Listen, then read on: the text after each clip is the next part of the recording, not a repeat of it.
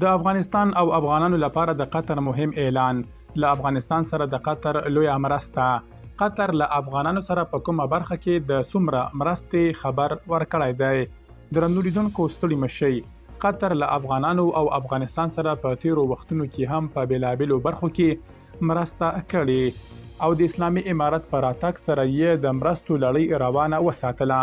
قطر هغه هیواد دی چې له اسلامي امارت سره نږدې اړیکې لري.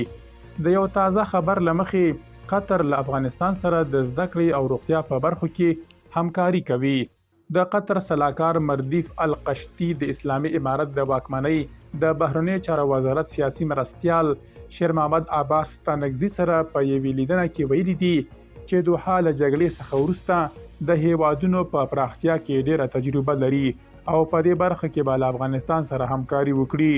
هغه ډیره کړې ده چې د افغانستان او قطر وګړي دوستانه اړیکې لري او د هیواد چارواکي هم غواړي چې په ځانګړې توګه د افغانستان د ښوونې او روزنې او روغتیا په برخو کې رغنده رول ولوبوي. په دې لیدنه کې ستانکزي هم ویلي دي چې د افغانستان او قطر ترمنځ د سیاسي او اقتصادي اړیکو پیاوړتیا ډیره مهمه ده. د اسلامي امارت د واکمنۍ د بهرنی چارو وزارت په یوې خبرپاڼه کې لیکلي دي چې دواړو لورو د سیاسي او اقتصادي اړیکو او بشري مرستو په اړه د نظرونو تبادله کړې ده. عباس ستانکزی د اسلامي امارت د واکمنۍ په منځ کې یو له هغو چارواکو څخه دی چې د نجونو د زده کړو په ګټه یې غږ پورته کړی او ټینګار یې کړی دی چې نجونې باید د زده کړو اجازه ولري.